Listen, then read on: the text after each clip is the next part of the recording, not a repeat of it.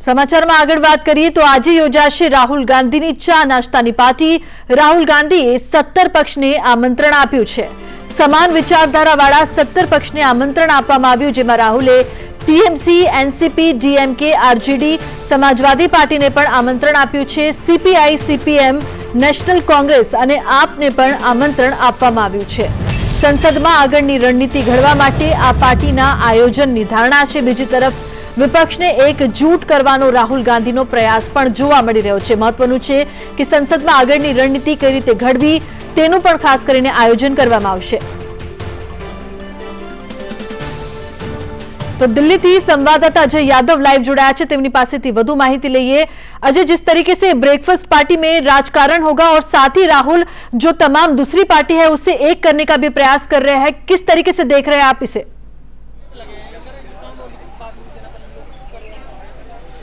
देखिए, निश्चित तौर पे मानसून सेशन का ये तीसरा हफ्ता है और तीसरे हफ्ते की भी कार्रवाई लगातार पेगासस के मुद्दे पे, किसानों के मुद्दे पे, महंगाई के मुद्दे पे लगातार बाधित हो रही है और विपक्षी पार्टियां काफी आक्रामक हैं।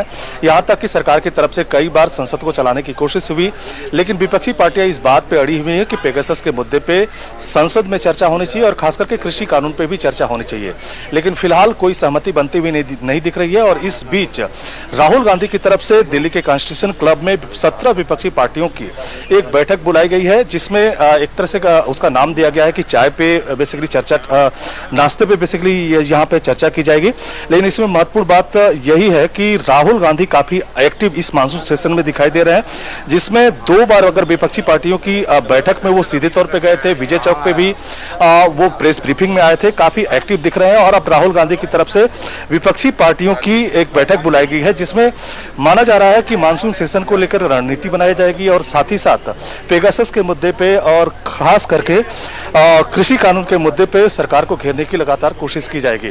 राहुल गांधी की तरफ से कोशिश है कि विपक्षी एकता बनी रहे। हालांकि इसके पीछे राजकारण ये भी बताया जा रहा है कि 2024 का जो लोकसभा चुनाव होना है, उस लिहाज से ये विपक्षी दलों का जो जमावड़ा देखने को मिल रहा है, उस हिसाब से काफी अहम माना जा रहा है।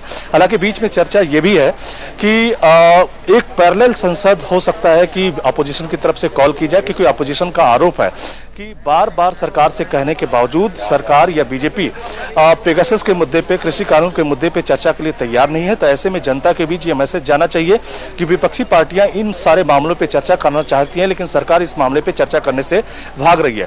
धीरे धीरे कॉन्स्टिट्यूशन क्लब में अब विपक्षी नेताओं के आने का सिलसिला शुरू हो गया है और 9:30 बजे ये बैठक है। माना जा रहा है कि आधा से 1 घंटा तक ये बैठक चलेगी और उसके बाद संसद की कार्रवाई में विपक्षी पार्टियां भाग लेने के लिए जाएंगी।